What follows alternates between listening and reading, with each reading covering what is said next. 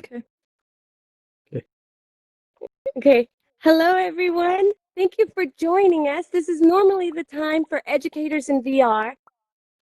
And I just wanted to say we are so grateful that Educators in VR has let us, students in VR, use the month of August to practice our skill set and develop young talent. We have Kayla Jumper from Oaks Mission School District in Oklahoma and Lawson from San Diego. And they are going to be interviewing the grandfather of VR, Dr. Tom Furness, today. And I do not want to spend any more time on stage other than to say thank you to Tom. Thank you to you all for being here. Thank you for Educators in VR for supporting us. And thank you, young leaders, for showing us the way to the future. So I'm Dr. Angelina Dayton. I'm the president of Students of VR, and I would like to say this is not my show today. It is Kayla's and Lawson's, and I would like them to come on now and interview the luminary, Dr. Tom Furness. So thank you all for being here. Take it away, Kayla and Lawson. Hi, Tom. Thanks so much for coming. You bet. Terrific to be here. Yeah. You guys are Okay. fun to be with. You keep me young. Okay. So are you ready to get into the questions? I am, Caleb. Whenever you want to do so, you sent me the list of questions, and I have to say they were daunting. They're really provocative and be fun to try to answer them. But I assume you're going to ask questions. You probably don't ask me. I won't ask me those questions. You'll ask me some other questions, but that's fine. Whatever. Yep. It's okay if I make a fool out of myself, right? Of course. Because that's what we're probably doing ourselves up here. Well, we're all making it up as we go, right? It's a process, but it's going to be one that works. That's right. Yeah. All right. Okay. For our first question, our focus is on young leaders and those who are young at heart learners. What are your thoughts about virtual reality and why people who are young or young at heart are drawn to it? Oh, that's a really great question to start off with. Young at heart. Hopefully, all of us are young at heart, whether we're young in body or not.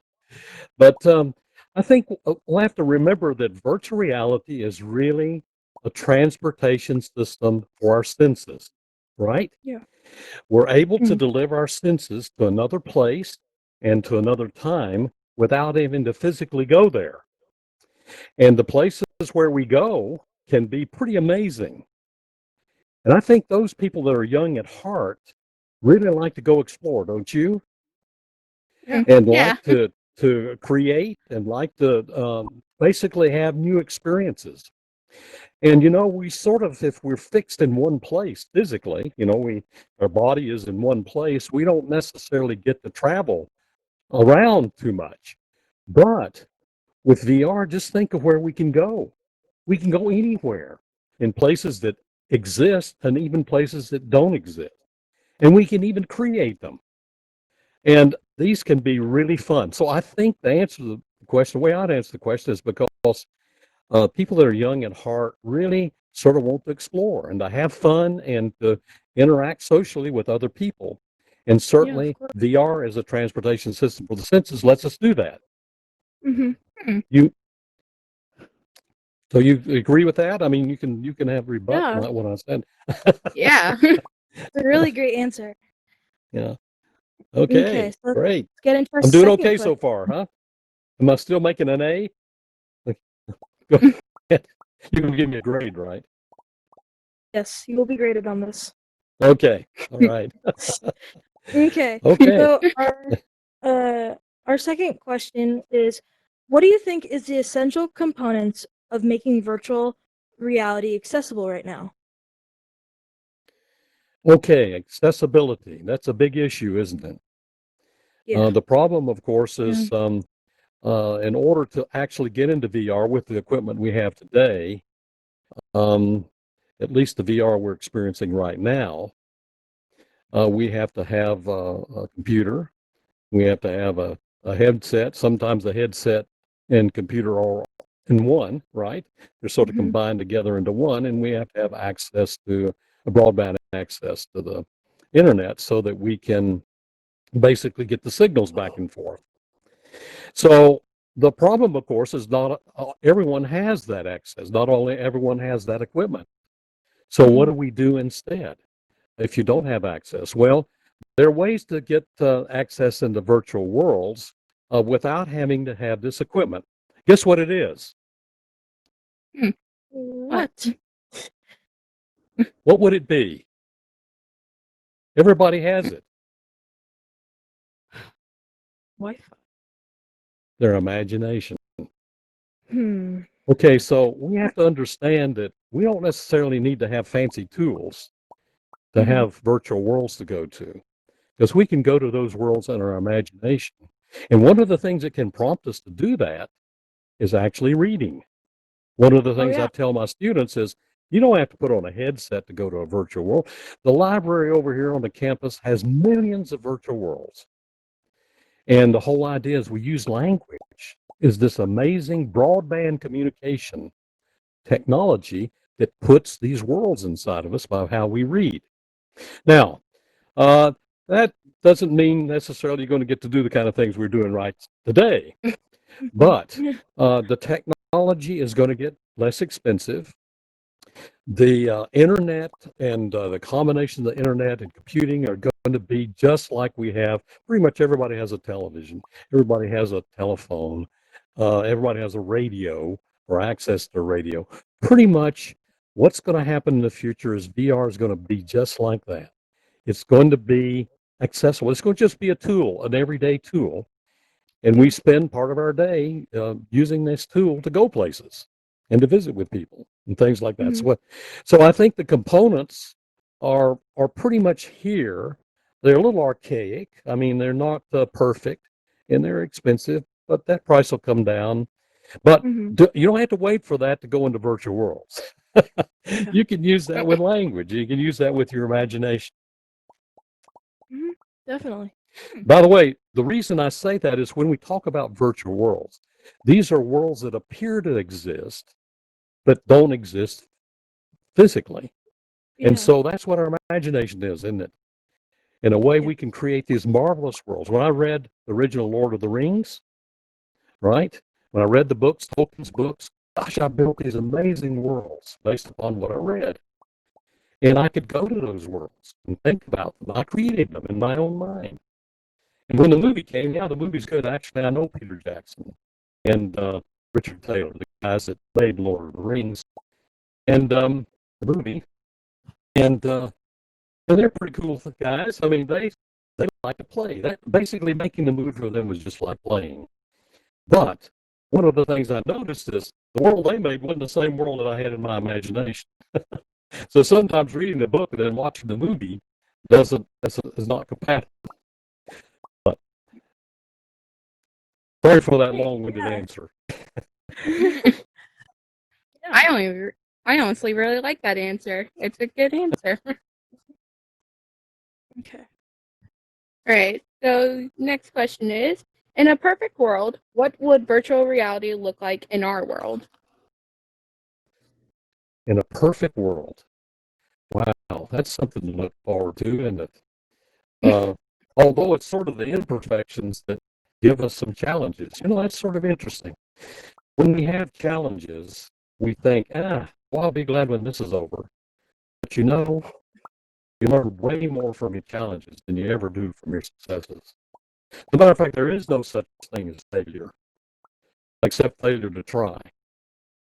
And I've found in my life that I learned way more from the mistakes I've made that than the successes I make. Sounds like I'm getting a little garbled. So let me take a little break and go out for a minute, and I will be right back. Okay. Off he goes. Please hold.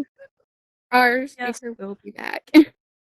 Yeah, he has all technical difficulties, but he will be back. So do not worry. I think Tom would say that his garbled voice is just an opportunity to learn. So what he just explained, that when things go a little bit awry, it's just part of learning. And the question you asked was in a perfect world, and this isn't a perfect world, and I think that that's what he was trying to point out. Here he Yeah. is. I'm back. He's back. So what's this about a perfect Yay. world? Okay, I didn't. Okay. It says, "Oops, it looks like this space is running too many browsers or video players." Okay, the question was about perfect worlds, right? Yeah. And What would Tom, VR could like be you, like in a perfect world? Tom, could you make sure your voice is amplified too? One last Ah, time before you sorry. start. Okay. Okay. We go over here and go to amplification. Yes, there we are. I'm back. All right, back to the perfect world, right? So it's not perfect. Obviously, it's not perfect because things get garbled every now and then, right? Yeah. Yeah. So what would be a perfect world? And certainly I wouldn't want my perfect world not to have challenges, because challenges are blessings in disguise. They give us a chance to grow, and they can be our masters, but we don't want them to be our masters. We want them to be our teachers and for them to teach us well. So Mhm. how does VR fit into this? Well, again, it's a tool. VR is just another tool, a media tool. Mind you, it's unprecedented in terms of its power to move our minds and to awaken our spatial memories, because it puts a place inside of us. And we remember places, like we remember going to Disneyland. We remember walking down Main Street if we went to Disneyland and those kinds of things. And that's what VR does for us. It puts a place inside of us by putting us in a place. And we can do amazing things in these places. I mean, we can walk at the speed of light. We can make our interpupillary distance, 1 light year between our eyes to give us stereo vision of a galaxy, or maybe 10,000 light years. Or we can shrink ourselves to 1 millimeter and walk inside of the body. Or we could make ourselves a nanometer or so and walk on the soap bubble and look at the atomic structure and things like that. So we can never do that in the real world or with any other medium, but we can do it with VR. So VR expands considerably what we've had with television, with smartphones, with tablets, and all those kinds of things. So it is another medium, but it is unprecedented in terms of its power to move our minds and expand our minds. So my perfect world would be that VR does not replace necessarily television or movies or anything like that. What it is in addition to those, and it gives us a chance to experience things in another way. Expands our imagination, expands our sense of being. Yeah. It's a great answer. That's like, wow. Yeah.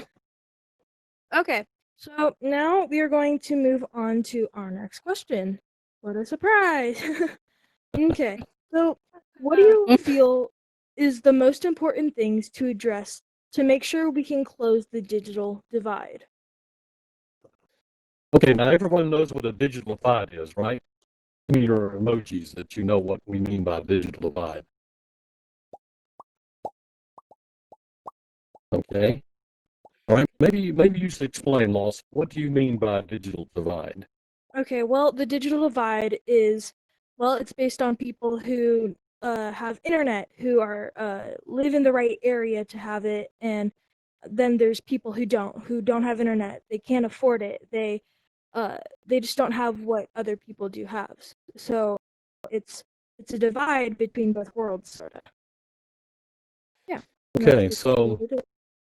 so that's a really great question, and that's one that's been confronting us for many years as we've seen this push of technology, and how technology is really helping many to become wealthy and helping others to become poor, right? And it all has to do with the ability to access the technology. And as I mentioned before, in the case of VR, it's not only just having the equipment, it's also having the connectivity so that you can make use of that equipment. You can have the best television set in the world, but if you could only tune into one channel, that would be really limited, wouldn't it? So it's really the combination of not only the devices themselves, but the connectivity of the devices. And if you don't have the money to buy the devices, or you live in an area, in a community where you don't have access to broadband internet, then it's a problem. And I remember this old adage you probably heard before about having to deal with people who don't have these advantages. It's like teaching, you give these people a fish, to feed them for a day, or do you teach them how to fish where they will be able to feed themselves for a lifetime? Well, there's a real problem with that particular approach. Number one, it's really difficult to learn anything when you're hungry. Number two, how are you going to go fishing if you don't have a fishing pole? So, okay, audio was terrible today. When you're done this answer, you can re-enter again. Okay, this is from Donna. So, do I sound garbled to you guys? Just a little bit, but yeah, maybe if you Kinda. re-enter again, Kinda. Okay. it'll be better. Well, let's hope so. We're filming. If we weren't filming, but we're filming, so. Okay. Well, Sorry, Tom. so you want me to go ahead and try to finish this answer? Yeah. Go ahead. Without, okay. All right. This is back to the digital divide. What I believe can be done, and let me back up and give you a little philosophy of mine. I really believe in the notion that if there's a will, there's a way. And basically what that means is you've got to want something. And I think the universe is out there looking at us, waiting to see what we want, or see what vision we have, or what we're trying to accomplish. I think it's sitting there waiting, asking the question, what do you want us to do? What do you want us to do for you? Because basically we're the creators. And the universe wants to help. The atoms want to help. The planets want to help. All of these things. And so what happens is if it's sort of like ordering something from a catalog. When you order something from Amazon, right? You see something that you want, or you have something in your mind that you need, you go, search and find what you want, and then you place an order. Then that comes to you. Well, that's sort of what goes on, really, in the universe. And you've got to want it. But you have to visualize it. You have to say, you have to have a plan, saying, this is what I want to accomplish and why. And this is so true with the digital divide. If this is something you want, and you say, okay, I can visualize this, what is needed. I'm sending that out to the universe, but I'm getting busy myself. I'm not depending just on the universe for this. I've got to do my part. And my part is to put together the plan and to start talking about it, talking to friends, getting a movement going, talking to your elders, talking to your politicians if you have to. And eventually, your voice will be heard. And with that voice, you're able to make change. You're able to get that broadband internet installed in your neighborhood, or that cell phone tower, or that with 5G running. You're able to negotiate down the cost of the equipment and get it in the community. You work with your schools and your teachers in your schools. You go to school yourself. You get a higher education. You get a good job. You make money. You go back to your community that doesn't have this stuff. And you say, hey, I'm going to make sure my home gets it. So it may not happen instantaneously, but you start a movement. You start the universe saying, okay, we heard you. We got the order. We're going to work on it. Now, it may go in a little different direction than you think, but we're going to do our best to help you fulfill that. So the planets start aligning themselves, the elements line up, and they start helping you. So that's what you do. You can't wait for everybody else to do it for you. You've got to take action. And the first action you take is to have a dream, have a vision, have a plan of what you want to try to accomplish. Okay, you think I need to drop off for a minute again? Yeah. Okay. Here I- Okay, this is new time for our next question. We're on question 5, right? Oh, yeah, looks like it, but maybe we should wait for him to come back before we answer that. No, I'm just getting the question ready. I'm getting the Mhm. question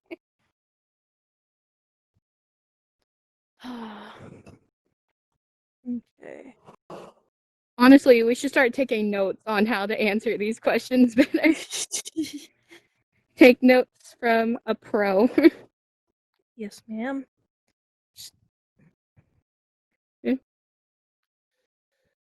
Okay. I'm back. Let me go back, make Ooh. sure I have my. Okay. Here I am. Put me to work again, Lawson. Kayla. Ask me. Sorry, guys. Okay. You think the Okay. grandfather of VR would have a better VR setup, right? It's all right. Okay. Nope. So, All right. So, our next question is, what inspires you to keep working towards your goals in virtual reality? Oh, that's easy. It is so fun. You know, I don't think I've worked a day in my life. You've heard people say that because it's just so exhilarating to be a part of this and to be working on things that you really love. And now, not everybody gets to do that. And as a matter of fact, I really admire the people who go to jobs every day that are pretty hard work and they don't particularly like it, but they do it because they need to do it to support themselves and their family. You know, I admire them way more than I admire guys like me who really get to do what I love to do every day. And one of the yeah. things, by the way, I love to do is hang out with you guys, hang out with students. I'm a professor at the university, and mind you, my students are a little bit older than you guys, but you know, you're really the ones that are going to change the world. Let me tell you this story. I think I told it. Donna will remember this, and Laurel will remember it. Um, I went back in February when I was participating with the Educators in VR Summit. I told this little story about virtual frogs. And it turns out I was not long after I'd moved to the university, and it came out in a newspaper that Tom Furness had moved there and setting up a laboratory to work on VR.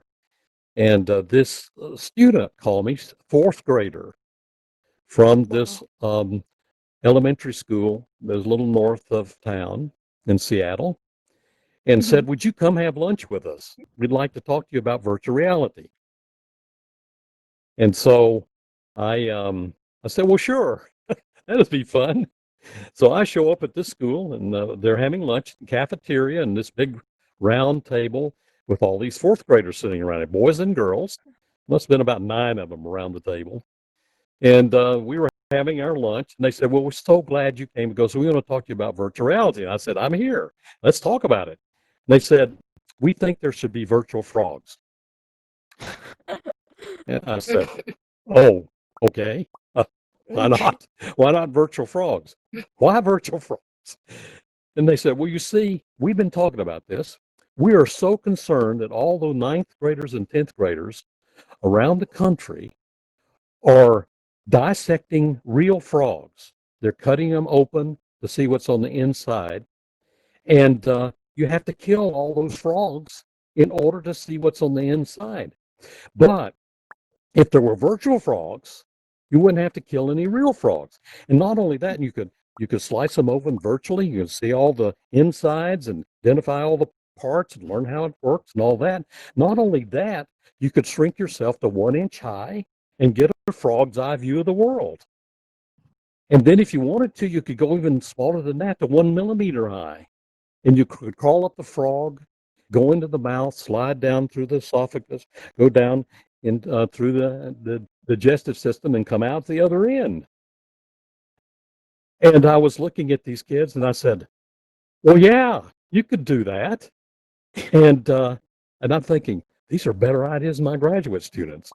And And then I asked them, well, yeah, but the thing is, you're going to have to build the virtual worlds, right? Somebody's got to build the content. You have to do the graphics and building the world and things like that. And I said, well, who's going to do that? And this one fourth grader across the table said, well, we are. We're the only ones that have any imagination. The kid's right. Sitting in this room, the people have imagination. You can make it happen. Because I don't care, again, back to the TV illustrator, I don't care how good a TV it is. It's the content that's going to make the difference. Yes, we have to have a good delivery mechanism, but the content is king. And being able to bring together not only the essence of the content, the physics behind it, the mathematics, all those things, but the artistic and design part of it to make these worlds. Somebody's going to do it. And really, that's a whole new world. There's a whole new life for artists, for designers out there, and for physicists and chemists and mathematicians and historians, all the people that will make the contribution to content. So, did I get around your question? I mean, that was sort of a little story, but hopefully it didn't Oh, that get was too much off track. no, you weren't off track at all. That was honestly really great. You aren't wrong. Okay. Okay, Tom, it's Angelina this time. We're going to ask you, just because it's wonderful when you pop out and pop back in, and a little bit because of the audio, we're going to ask you to pop out and pop back in one last time. Your audio's not that bad, but it slowly gets worse, and we're waiting. The last questions I happen to know are pretty awesome, and I want your audio to be perfect. So can you pop out Sure. magically? Do you With the want me magic to VR, reboot? pop back in? Yes, one more time. Can you do it? You want me One to more time. reboot? No. No. I guess No, the just answer No. to that is no. Yeah. Okay. Just All pop right. out and pop back in. I'll pop out. Okay. See you in a little bit. Okay.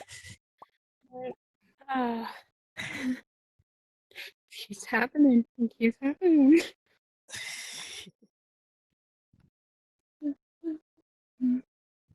I have to say you two are doing great because it's hard enough to be a host of a panel, but a host of a panel with difficulties. You guys are handling this like pros, and this is your second time doing this, right?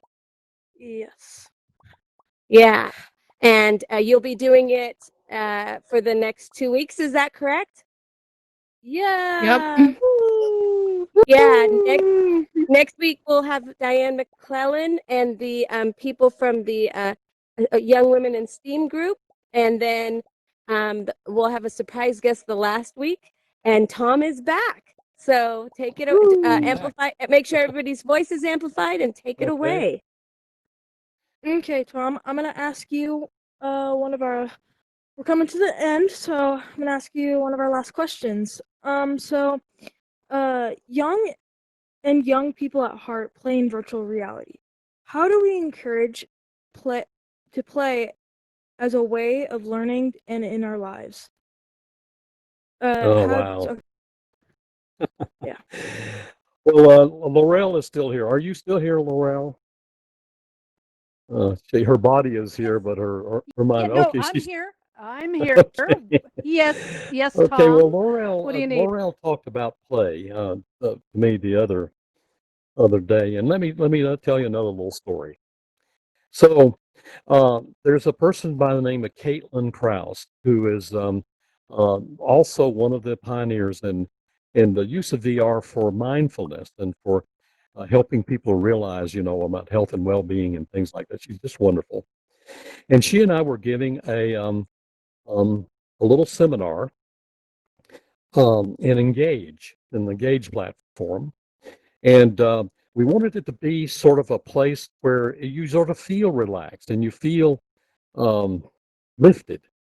And so it turns out that this world that was sort of adapted was a Japanese cottage, and it's a little tea house, and it was beautiful. I mean, and there was a pond there, and fish were swimming in the pond, and the mountains in the background, nice trees, a little stream running behind us, a tea house over there, and it was just beautiful. And so we were sitting there in the outdoors, with a little sort of amphitheater like this, and a whole bunch of people showed up. We had about 50 people, I believe, there, and we went through our discussion of about mindfulness and about building mental models and things like that. Really fun. And so, and questions were asked afterwards, and then people started drifting away, and then I was left there by myself. Here I was in this world by myself, and I thought, I'll just look around a little bit. So I did. I started wandering around, and I was just thinking about the guy that built this world. It's really sort of beautiful and thoughtful, and I was just sort of being there in that space, and I was wandering around all by myself, looking around at all the spaces, and then this guy appears, comes out of nowhere, beams in. I said, "Oh, hello."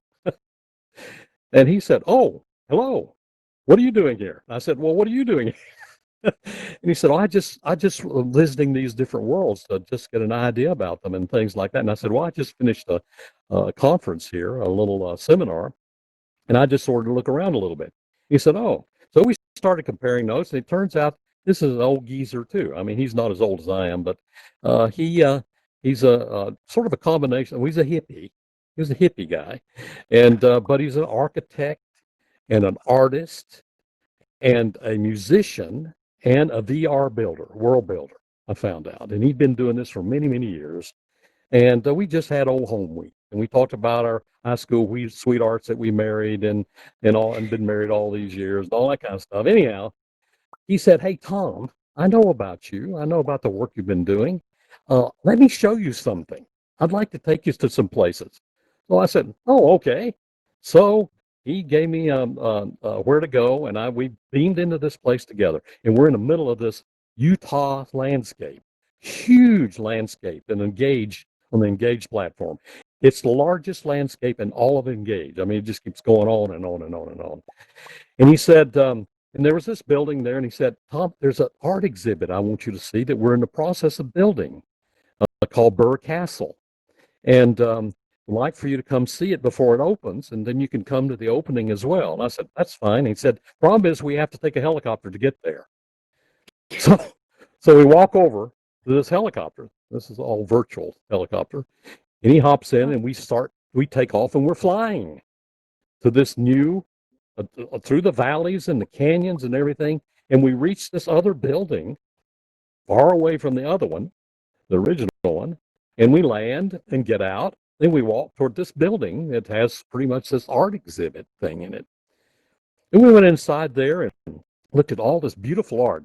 Saw some art in 2 dimensions, some art in 3 dimensions, some photogrammetry art, which is 3D, and you can walk in and through, and just some amazing stuff. And I said, "Wow, wow!" His name is Paul McConnell. I said, "Paul, this is beautiful." And he said, "Yeah, that's these are some of my art pieces and some other artists that are using this medium." And he said, maybe you'd like to say." I looked at one on the wall. I said, "That's really cool. Now you also a musician, right?" "Yeah." He said, "This is art that I created in VR with my music." So he said, "Would you like to go?" I said, "Yeah, I'll go. I'll go with you." And so I went into this world that was where he was over in the sort of in one corner playing his music, pretty good music, and we're in this fractal space, all generated by Fractal Alchemy platform. And there was water running underneath us and all these fractals, and it was beautiful. And as he was playing his music, it started changing with the music. And then finally it morphed in this beautiful um, uh, scene in Salt Spring Island, which is off the coast of Victoria on Vancouver Island. And it was this beautiful backyard. He says, "This is my backyard." And so as he finished the song, "You were in this guy's backyard." And it morphed from this fractal design to this. It was absolutely beautiful. I was blown away. I said, "This is so cool uh, to be here and to share this kind of world with your music with me." He said, "Yeah, I'm glad you like it." And then he said, "Would you like to see something else?" And I said, "Yeah." So we ported into this theater up in the sky somewhere, this circle in this theater in the round, and And we went in there, and there he was playing his music again with all these fractals beginning to form in 3D and things like that. I said, "Oh gosh, this is so cool." And I'm looking around, and he said, "Come with me." And we went outside this amphitheater, and we're just hovering in space. And then he loads something in, and we're in this fractal world. It was phenomenal. I've never seen anything like this before. It just goes on forever, all these beautiful forms. And then he took me into several of these different worlds. And I was about to go in my pants. I mean, this was so fun and cool.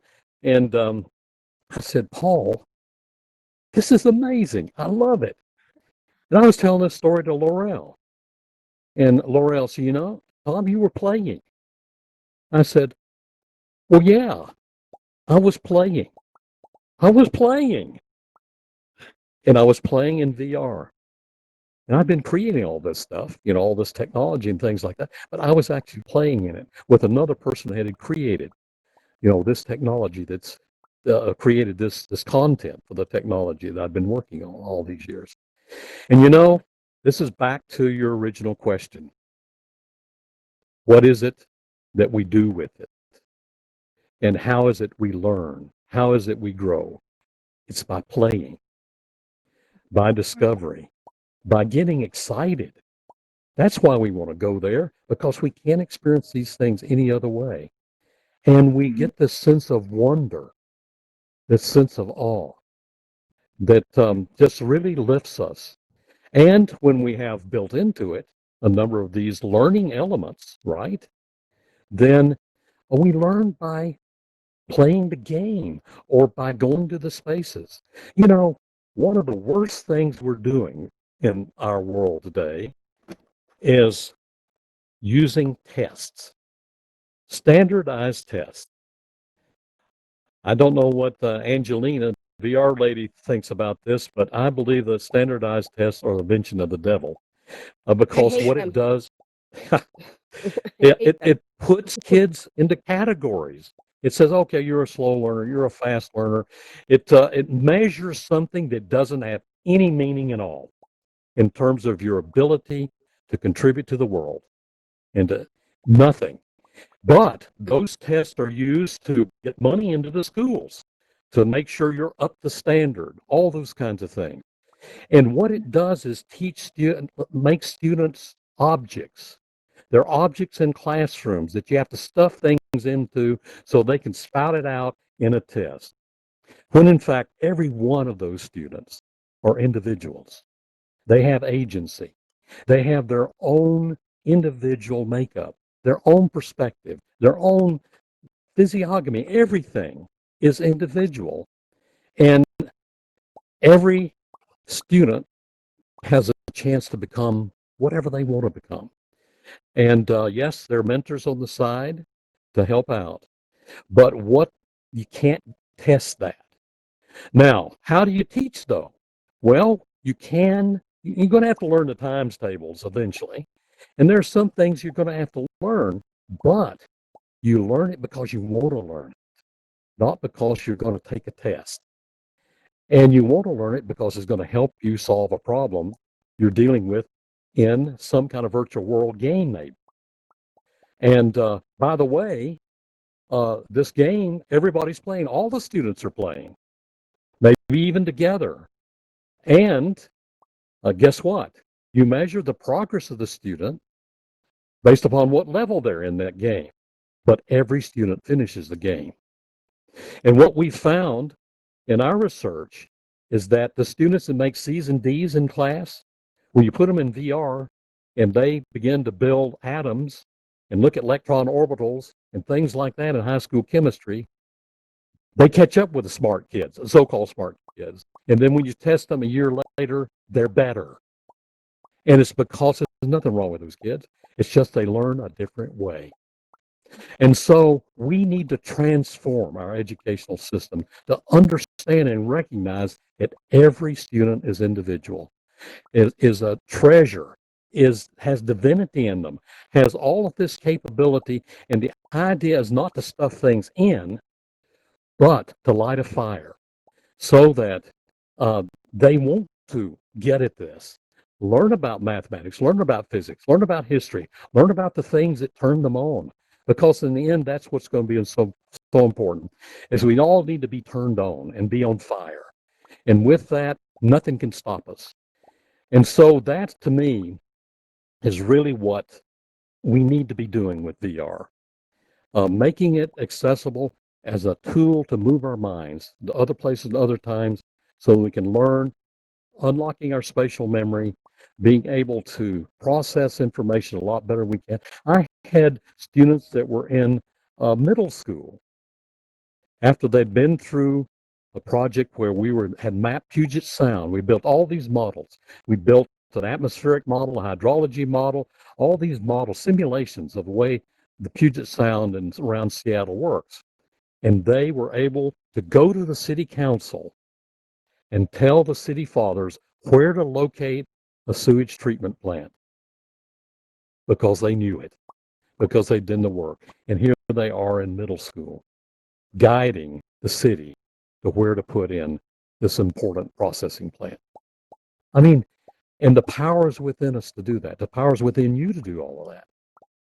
And so that's the beauty of what we can do with this technology. And it's not just the technology, it's what we do with it.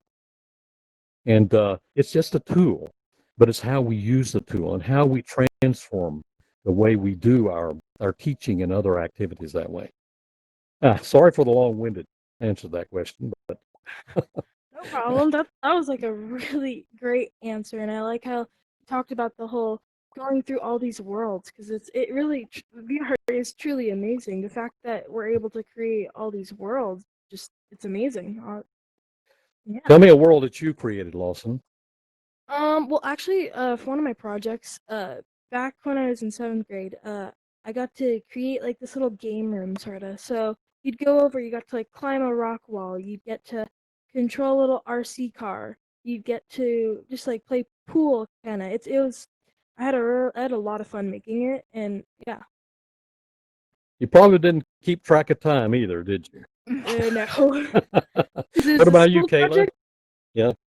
Well, Sorry. I usually don't like going to worlds, but I put little kids into worlds. And there was one time where Uh-huh. we like put them in like this little dinosaur place, and oh my lord, that was amazing. At one point we Fantastic. had to start like one of us had to start putting a timer because we'd lose track of time because we'd be watching the kids doing what they're doing, and they're like, oh shoot, their time's up, and we'd have to like switch out the kid. So Mm-hmm. Isn't that wonderful? It's really a sacred experience, I believe. Mhm, A moment when you are able to put another person into a virtual reality. mhm.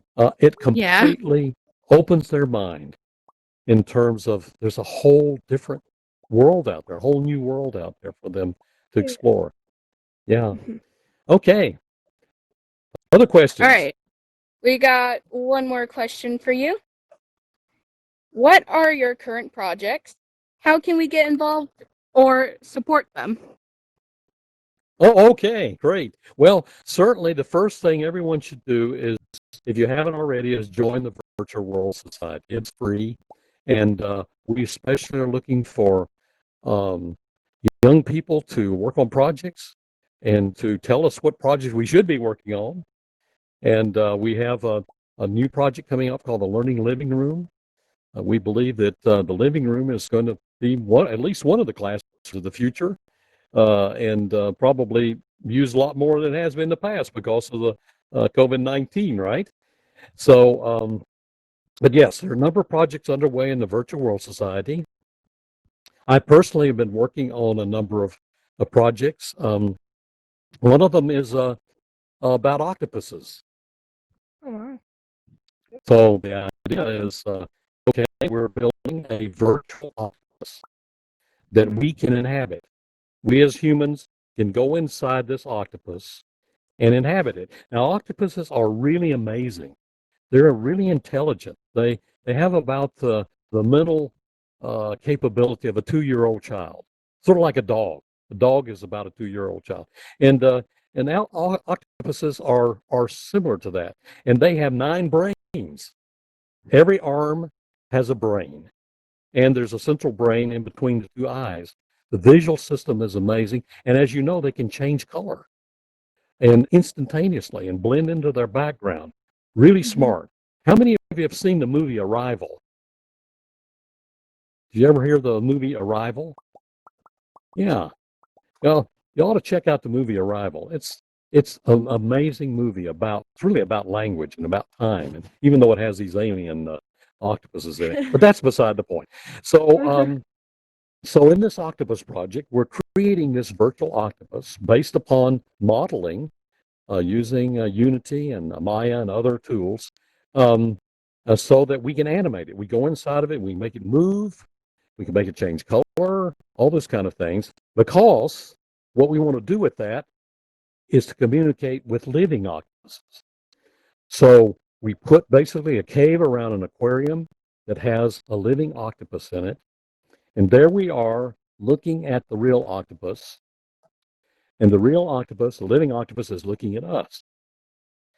And what we're going to do is see if we can communicate with a living octopus by doing things and seeing if they mimic what we do. Now, wouldn't that be amazing to be able to communicate with the animals?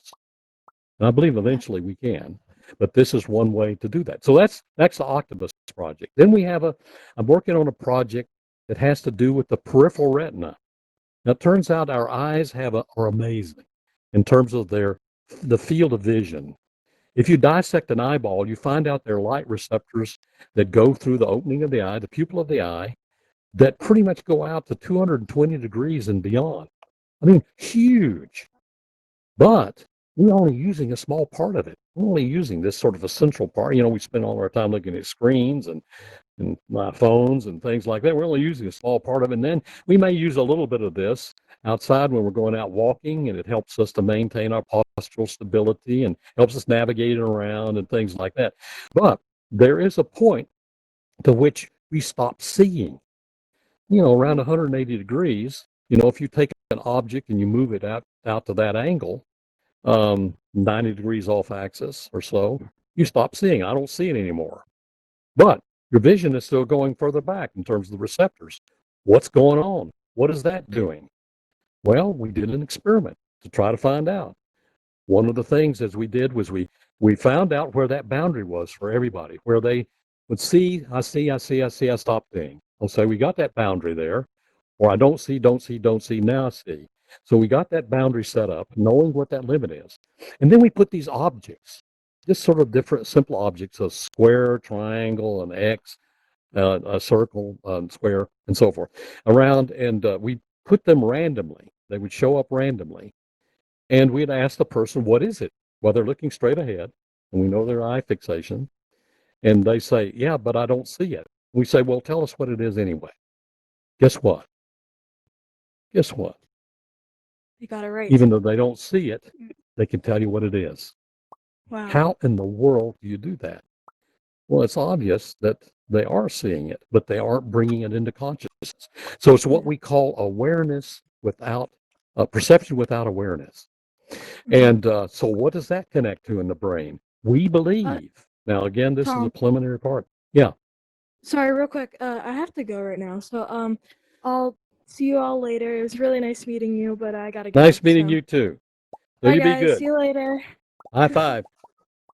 See ya. Okay. See you guys. Be good, Lawson. Have fun with water polo. Okay, so we think that this. Tom.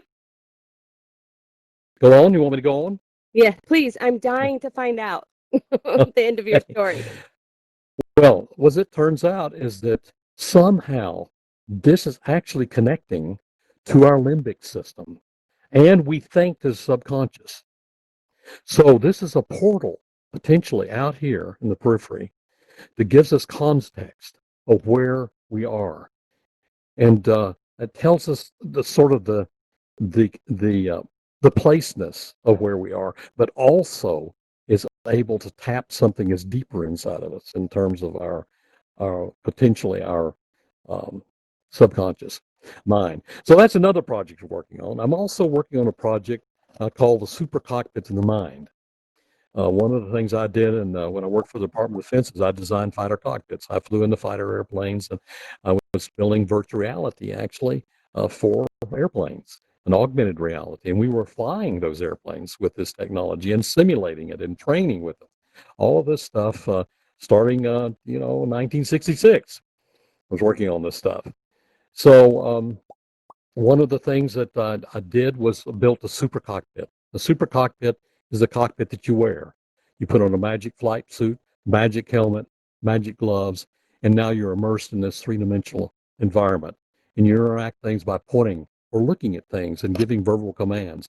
And you have all the systems on your airplane, all the different sensors that are fused together into this big picture, and you get high bandwidth to the brain this way. And so we were building this and testing it and found that incredible things were happening in terms of getting the bandwidth to and from the brain. And so I spent a lot of taxpayers' money working on that stuff, and indeed these systems are being used today and in some of our military aircraft. And then I left and became a professor because I wanted to build these things for doing other things besides making airplanes, military airplanes. And so the super cockpit for the mind is something that goes beyond. It's how we pilot our mind. And there are various subsystems, just like in the real airplanes, there are various subsystems in this. One subsystem is what we call a flow state generator. The idea of the flow state generator is it puts you into an alternative consciousness called the state of flow. And in that state of flow, it's been shown that we can learn, that we go into a hyper learning environment where we can actually learn up to 7 times faster than we can normally. It eliminates distractions. You get into the flow. There's a balance between challenge and skill, and we can measure when you're in that state of flow, and when you're there, you learn, and you remember it, you retain it, and so that's a flow state generator is there, and then we have what we call R2D2, a pilot state inference engine. What this means is this R2D2 is sitting there watching us and what we're trying to do and helping organize a world for us to learn that. So as we're doing this particular project or this flying this super cockpit, it is actually changing the environment we're in real time to help us accomplish what we're trying to do just by inference, using expert system, learning machines, things like that. And then there's what we call a mind bubble, the mind bubble subsystem. The mind bubble subsystem, basically, as we go along and flying with our mind, creates this trail of bubbles behind it where we keep our memories of what we've done. It's platforming things. And then we put those bubbles into some kind of spatial framework, like a farm. And there's a barn, and there's a silo, and there's stables, and there's paddocks, and there's a cottage, and all these places. And we use that. It's really the Greeks did this. It's called the method of loci, to where we use spatial things as addresses for our memories. And so when we go into, when we think about something, we go to our farmyard in our mind, and we're able to address those places because we built that. And we can take in virtual reality, then we can invite other people into our mind bubbles, and they can see what we learned about a particular topic by going in through our barn and going in through our stables and our paddocks and things like that. And then they say, oh, yeah, I did something about that. I learned something about it. Why don't you come to my mind bubbles? And then we go visit their mind bubbles. And then we basically link the mind bubbles together. And that expands us by our social engagement, where we now have new perspectives, new ways of seeing things. So that's another thing. And then we will have in this supercognitive of the mind a direct interface with our body. Because what if we understand exactly what's happening to the nutrients in our body, like what we eat and what does it do? What's happening to the different organs? What's happening to our pulse? What's happening to our pulse oximetry, our oxygenation? What's happening to our state of anxiety or our state of relaxation? All these kind of things. We don't really, it's that they're there, the signals are there, but we don't tune into them. And what this is a training system for us to listen to our bodies so that we now realize that we're responsible for running this machine of ourselves. And we have this feedback loop, the super cockpit, that gives us, and just like in a fighter airplane, you have to know what your engine temperature is, you have to know what your hydraulic pressure is, you need to know what your fuel flow is, all those kinds of things while you're flying. We need to have that for our bodies to help us basically fly in the world, go through life. Anyhow, there are several other of these subsystems, but that's another project I'm working on. Now, there's another question you asked, Kayla, and that is, how can you guys get involved? Well, let me know if you're interested. And let me know if there's a particular project that you're interested in. And maybe, just like with Educators in VR, we can help organize some teams. We'll start working on that and recruit some members of the society that could be mentors, some other people around that, we don't lack for talent, nor do we lack for people who want to help. I mean, they're everywhere. And so, in a way, we're here to serve you. I don't know if you guys, let's see, do we have the logo of the Virtual World Society here anywhere? I don't think we do. But the logo of the Virtual World Society, if you go online, Virtual World Society, one word.org, you'll see what our logo is. And our logo is an adult that's holding up a child over his or her head. And the whole idea is this is a transgenerational thing. It's not just the kids, it's not just the old folks. It's really the combination of the two. Because the people that are on the ground, the older people, have experience, right? They have wisdom. They've been around for a while. They know what's going on, hopefully. But their vision may be limited because you guys have vision that the old folks may not have. You certainly are more capable of working with technology than the old folks can do. So here you're holding up a child as an adult, and you're lifting so they can see further, so they can see over the horizon. And you're facing in one direction, they're facing the other direction, and you ask them, "What do you see?" And the children tell the adults, "This is what I see. How can I help you get there?" So this is what the Virtual World Society is all about. It's to awaken. It's to unlock intelligence and link minds and hearts together around the world so we can really lift humanity, so we can solve these problems, so we can become the best we can be, and to make a better reality for everyone.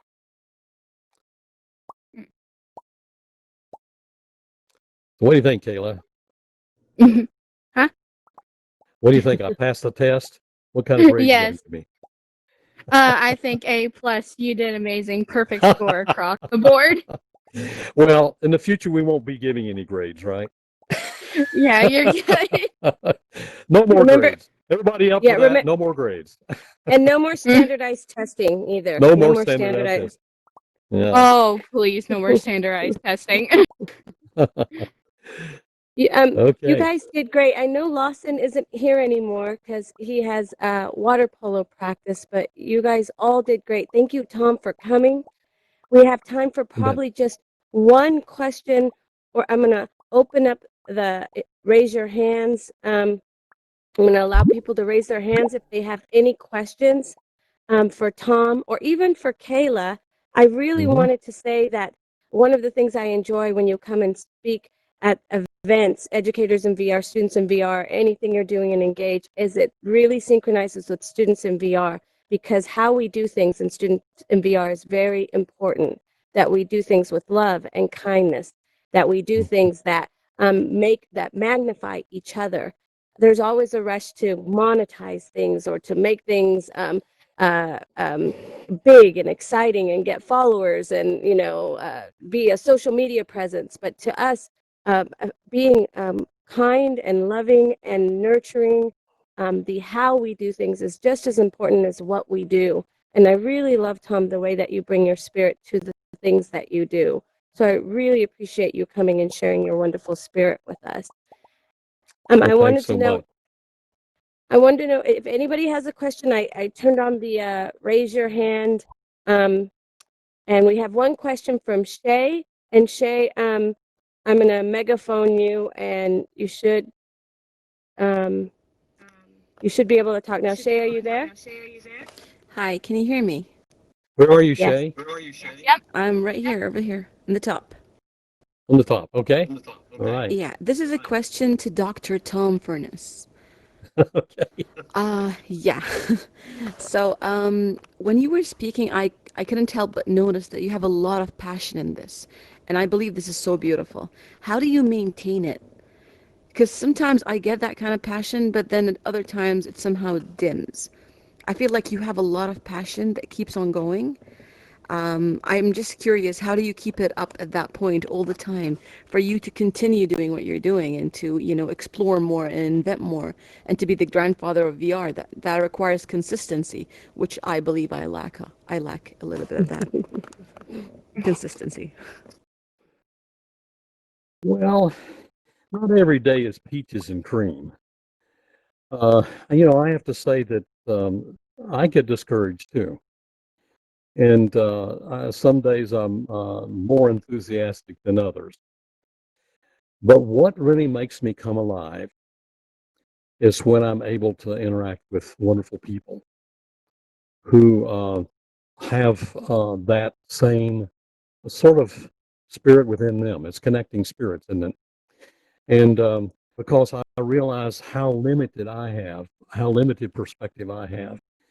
And we're all sort of building these models inside of us based upon our experiences. And I want to, I know that I can't grow that model just by myself. I need to interact with others. I need to see the way that they see the world. And then that way I grow too. Um, but, it does take, to keep it up, a certain amount of, how do I put it, levity and humor, and to laugh at yourself, and to sometimes laugh at the world and realize that we're all on this amazing journey, and to be grateful for the opportunities I do have and that others have. I mean, the fact that we have these amazing bodies to clothe our spirits, the beauty that surrounds us in nature, the excitement that comes from being able to build things and create and be around people who have that same kind of energy. I mean, I think it helps to be a teacher.